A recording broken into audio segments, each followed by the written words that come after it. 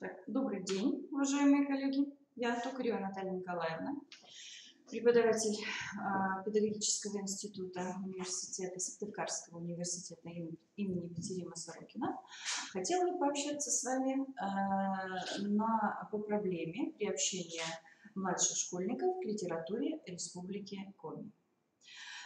Нужно отметить, что в последнее время, учитывая требования ФГОС, начального образования, одна из задач, которая стоит перед учителем, это познакомить обучающихся начальной школы с произведениями литературы Республики Коми. Ну, круг чтения – это достаточно такая подвижная часть или подвижный элемент системы образования. Поэтому, естественно, мы имеем право его постоянно менять, что дает нам возможность познакомить детей с литературой Республики Коми. Значит, отбор произведений литературы Республики Коми подчиняется или происходит в соответствии с теми принципами, которых мы придерживаемся, и в соответствии с такой дисциплиной, как литературное чтение, являющаяся дисциплина, которая является обязательной в начальной школе. Это, конечно же, принцип эстетический, когда мы произведение рассматриваем как эстетическую единицу. Это принцип учета возрастных особенностей, принцип целесообразности изучения произведения, того или иного произведения, возможность сопоставить, соотнести произведение, которое мы читаем, с другим связанным, вернее, связано этой же темой или жанром. Согласно программе «Литературное чтение», которая была разработана в соответствии с приказом Министерства образования, литературное чтение, были составлены и разработаны учебники «Литературное чтение» для 1-4 класса. Угу. Так, ну, вот второй класс. Их содержание выложено на сайте, с ним можно ознакомиться, но в принципе в 2003 году эти учебники были выпущены и распространены, доставлены практически по всем школам республики. Это абсолютно точно, потому что, общаясь с учителями, мы пришли к выводу, что теперь у педагогов есть возможность использовать эти книги в учебном процессе. Кроме тех вышеуказанных, составляя учебники, мы, конечно же, придерживались вышеназванных принципов. Кроме этого, обязательно учли еще принцип литературоведческий, учитывая специфику дисциплины, и литературно-исторический. Согласно этим принципам, в учебники вошли произведения народного творчества Коми народа, помимо сказок, это пословицы, поговорки, загадки, скороговорки. Это произведения классиков Коми литературы, и Владимира Тимина, и Ивана Куратова, и Серафима Попова. Это произведения современных авторов, которые и в настоящее время создают новые произведения, такие как Елена Козлова, Елена Габова, Александр Журавлев. Вот все это нашло, все эти произведения этих авторов нашли отражение в учебниках. Ну, чтобы представить тематическое и жанровое разнообразие литературы Республики Коми, мы посчитали целесообразным выделить приоритетные темы в каждом классе. Так, первоклассники в основном знакомятся с произведениями о родной природе и жизни детей. Это, конечно же, и соответствующие жанры. Скороговорки, маленькие веселые стихи, считалки Виктора Демидова. Это стихотворение Пантелеймона Образцова, Серафима Попова, Александра Журавлева, лирические произведения в прозе Степана Раевского, сказки Геннадия Юшкова. Читательский опыт второклассников позволяет нам включить дополнительные произведения этих и других авторов по выше указанным темам, то есть о природе и о жизни детей. Но появляются уже произведения, и связанные с темой «Мой край родной».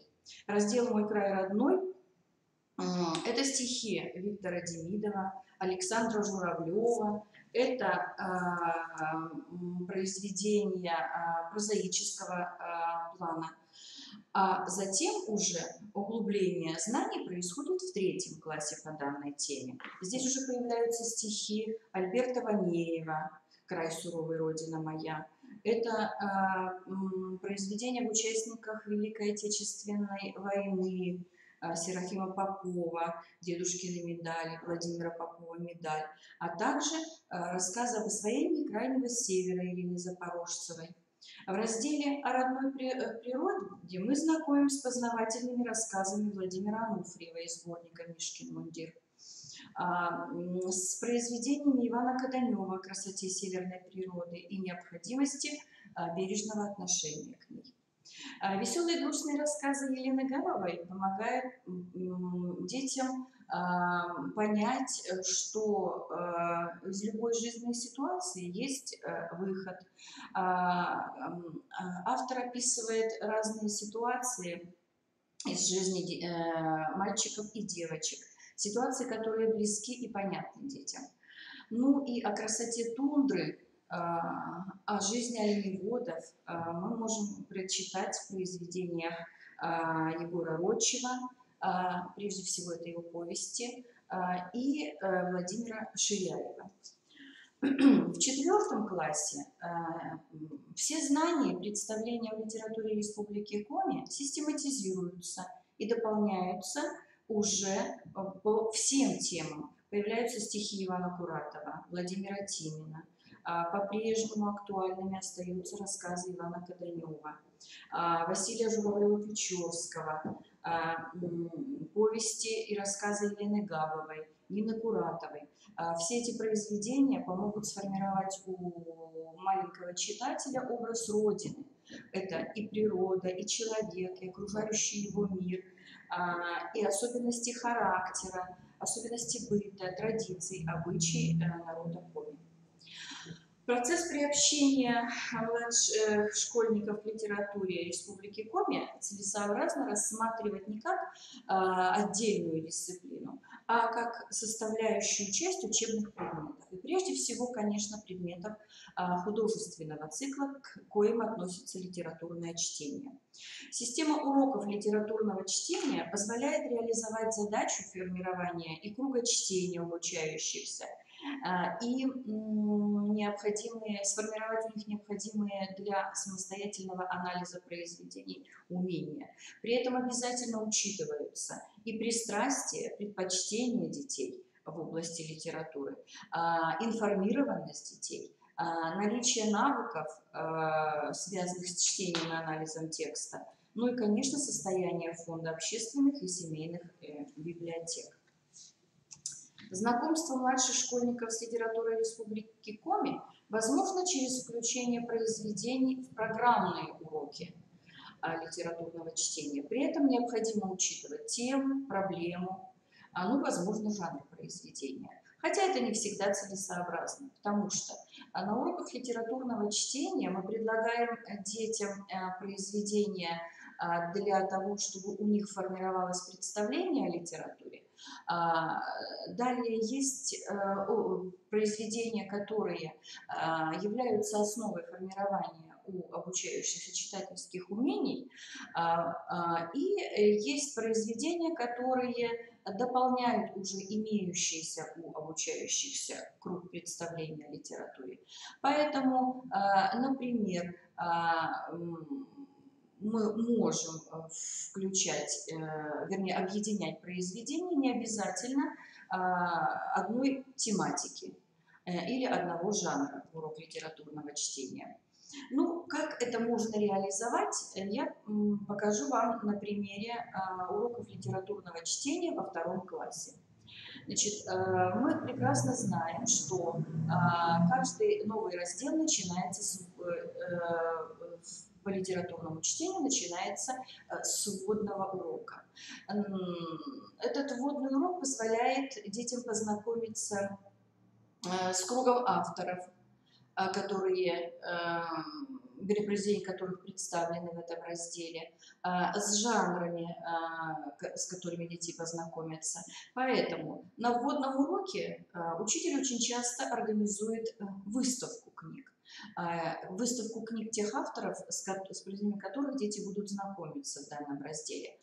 Эту выставку можно дополнить книгами, в которых напечатаны произведения авторов Республики Коми. Таким образом, литература республики, она органически вплетается в тот или иной раздел, в ту или иную тему, изучаемую в рамках уроков литературного чтения. Далее, уроки знакомства с новым произведением – это, конечно, те уроки, которых наибольшее количество в рамках дисциплины литературное чтение. А значит, мы можем практически в каждый раздел включить те или иные произведения авторов Республики Коми. Например, во 2 классе в теме «Люблю природу русскую. Весна» предлагается изучать стихи Алексея Плещеева «Сельская песенка». Это всем нам известное стихотворение «Травка зеленеет, солнышко блестит». И весна, уж тает снег, бегут ручьи, в окно повеяло весною. Так вот, эти произведения, они позволяют включить в чтение детей и произведения авторов, произведения которых мы поместили в учебники «Литературное чтение». Это, например, произведение Пантелеймона Образцова «К весне». Тают узоры у нас на окне, тают узоры, это к весне. Муха проснулась, жужжит в тишине. Муха проснулась, а это к весне. Солнечный зайчик дрожит на стене, солнечный зайчик, это к весне.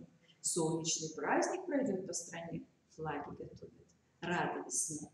Это не единственное стихотворение, которое можно предложить детям из программы «Литература Республики Коми». Это, например, стихотворение Серафима Попова. Замечательное стихотворение, которое дополняет вот это представление о том, что же происходит весной. Например, вот пришел зиме конец, солнце пригревает на скворечнике скворец, песню затевает. Неспроста ручей звенел, пел, переливался, лед на речке посинел, в дальний путь собрался. Можно это стихотворение предложить и на том уроке, который посвящен анализу произведения Самуила Маршака «Снег совсем уже не тот». Эта же тема раскрывается, тема весны раскрывается, например, в стихотворении Александра Блока «На лугу». И замечательно, удивительно, уникально, специфично раскрывает эту тему и Виктор Демидов в своем стихотворении «В тундре весенней». Это совсем другой образ, это как раз те явления, которые наблюдают маленькие жители севера Республики Коми. В тундре весенней на Чернотае белой ночью сережки желтые взошли, чешуйки почек словно кочи в большое плавание ушли и навигацию открыли в широтах северной земли. А на припеке сушат крылья мохнатобокие шмели, то распрямят, то сложат снова, почистят лапками, и вот они почти совсем готовы начать владением облет. Под пылким солнцем выжидают, усами нервно шевелят, как будто бы припоминают полузабытый взлет шмеля. Ну или год начинается с весны того же самого автора, замечательный цикл стихов, в который автор поместил практически все этапы весны. Это стихотворение, кстати, замечательно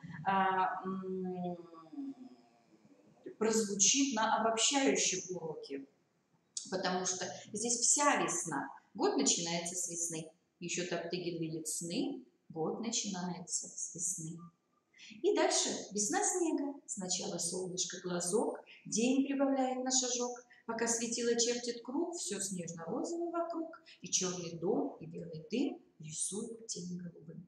А дальше миниатюра «Весна воды». Тук-тук-тук, капели беглый ток, сосульки бьет квитку виток, весна медведю мочит бок, весна торопит лежебок. И бьют канавку для ручья лопатки брата и моя. А далее весна птиц, весна травы, то есть замечательное произведение, которое позволяет представить маленькому читателю весну в целом. Далее, не только эта тема позволяет соединить произведения учебника «Литературное чтение», связанное с русской литературой. Вот, пожалуйста, по теме о родной природе. Есть прекрасное произведение Виталия Бианки, оно помещено в учебник 2 класса, «Музыкант», о необыкновенном медведе, в котором охотник увидел родственную душу. И есть замечательные рассказы Ивана Каданева, например, «Сорока-воровка», удивительная птичка, тайны которой может заметить только наблюдательный человек. Или Степан Раевский, прекрасное произведение «Бурундук». Рассказ Пришвина «Ребята и утята» можно соединить с рассказом Ивана Каданева «На лугах». Здесь не только тема, здесь еще и проблема объединяет два этих произведения, потому что и Пришвин, и Каданев, которого называют Коми Пришвиным очень часто, и это не случайно, поднимают проблему отношения человека к природе. И герои Каданева, точно так же, как и герои Пришвина, чаще всего ведут себя, попадая в мир природы, так, как они должны себя вести. Прежде всего взрослые люди, которые показывают пример. В том и в другом произведении взрослые показывают пример поведения в природе детям. Но еще одна проблема, которая проводит параллель между миром человека и животным миром, в плане того, что и в рассказе «Ребята и утята» уточка-мать заботится о своих утятах. И в рассказе Каданева «На лугах» показано, как лосиха заботится о лосенке. То есть вот здесь как раз проблема параллельности и единства человека и природы. Ну, Виталий Бианки, как создатель сказок-несказок, очень много произведений, вернее, написал очень много научных сказок. И вот сказка Бианки «Сова», которая также помещена в учебник для 2 класса, может параллельно изучаться с главами из сказки Александра Кокачева «Укрымон», потому что и тот, и другой текст знакомит детей не только с какими-то явлениями природы, но и раскрывает закономерности этих явлений. Ну, естественно, что замечательная тема, связанная с детством, которая может пополняться как раз вот литературой Республики Коми. Например, когда мы изучаем, читаем с детками рассказ Виктора Драгунского «Тайное становится явным», то можно предложить детям прочитать рассказ Елены Козловой «Синее стеклышко». И там одна и та же проблема – тайное становится явным. Далее, рассказ Евгения Чарушин «Страшилище» и стихотворение Михалкова «Сила воли» очень хорошо сочетаются с рассказом Елены Козловой «Страшилище».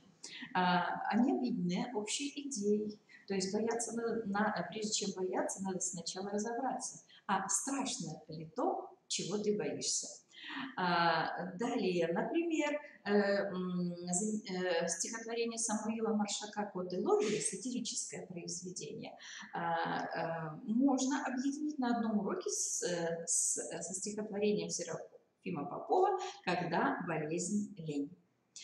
Таким образом, обучающие уроки литературного чтения позволяют анализировать не только произведения русских авторов, но и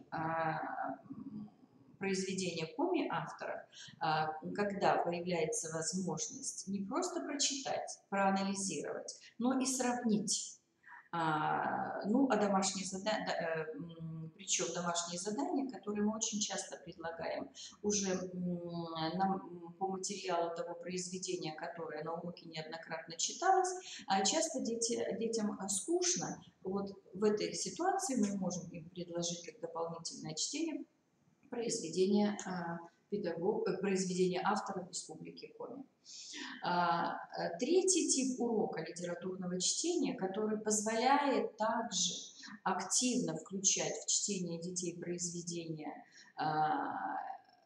авторов коми, это обобщающие уроки, которые предполагают наличие элемента новизны.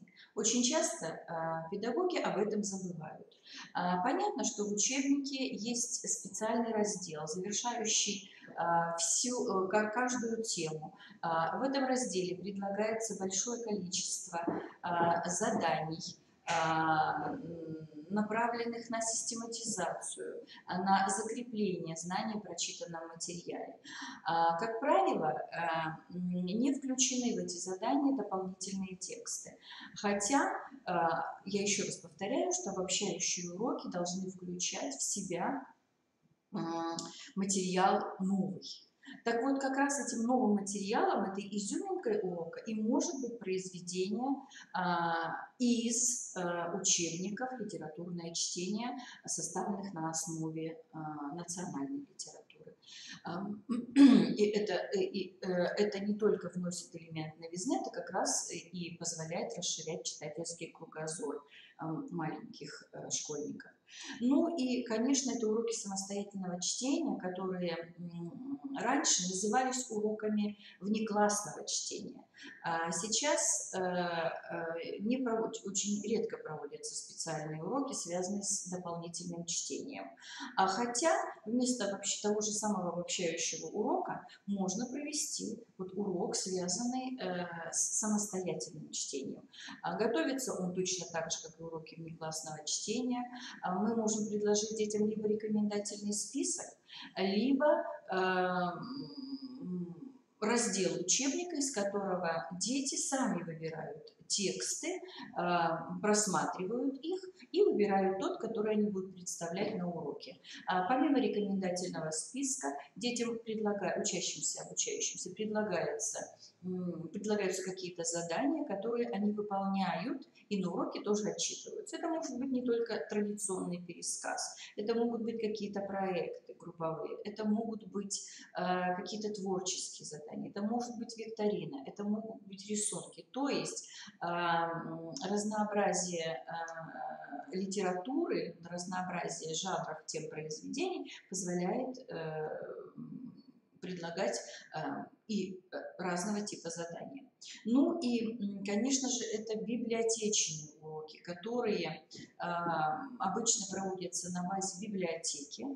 Вот в частности в Сыктывкаре есть в библиотеке Самуила Яковлевича Маршака замечательный краеведческий отдел, куда с удовольствием детки ходят, с удовольствием посещают их, потому что там собрано все, что написано, все, что живо, все, что осталось от литературы Республики Коми. Поэтому, вот, пожалуйста, все, что связано с литературой Республики Коми, это материалы это книги в данной библиотеке.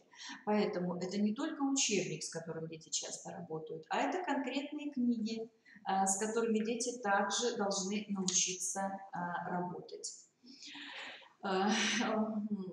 То есть, конечно же, уроки литературного чтения – это большие возможности для педагога. Поэтому главное желание и творческий подход к этому процессу. Ну, проблемам обучающихся к литературе Республики Коми позволит решить интеграция содержания литературного чтения с содержанием других учебных предметов. Например, на уроках русского языка возможно использовать тексты, которые прежде всего написали, например, Степан Раевский. как языковой материал. Это тексты Ивана Васильевича Каданева. Замечательная интеграция может быть с предметом, который называется «Край, в котором я живу». Сейчас есть возможность использовать даже уже учебник, который вышел, который напечатан, создан он молодым ученым Евгением Викторовичем Поляковым. И, например, есть там тема из жизни птиц. Тема замечательная.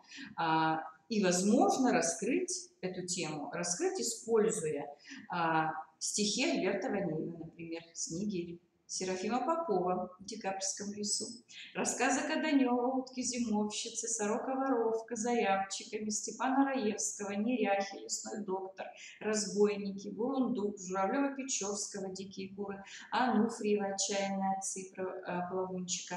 То есть знакомство с произведениями писателей и поэтов Республики Коми можно осуществлять и организовывать практически на любом уроке в начальной школе. Ну и, конечно, это не классные мероприятия, это и фольклорные праздники, и конкурсы чтецов, и утренники, которые являются, несомненно, прекрасным вариантом приобщения к той литературе, которую мы с вами обязаны знать и познакомить с ними учащихся. Ну, все изложенные выше возможности приобщения младших школьников к литературе Республики Коми позволяют сформировать у них не только читательский кругозор, но и те умения, которыми они должны обладать, завершая начальную школу. Это обязательный компонент их литературного развития. И что очень важно, что это очень важный элемент воспитания, потому что через литературу в Республике Коми, точно так же, как и через другие предметы этнокультурного цикла, мы формируем, как бы это ни банально звучало, прежде всего патриотов. А патриотизм, он формируется на основе знаний о своей малой родине, о народе, с которым рядом мы живем, о его культуре, традиции, обычаях.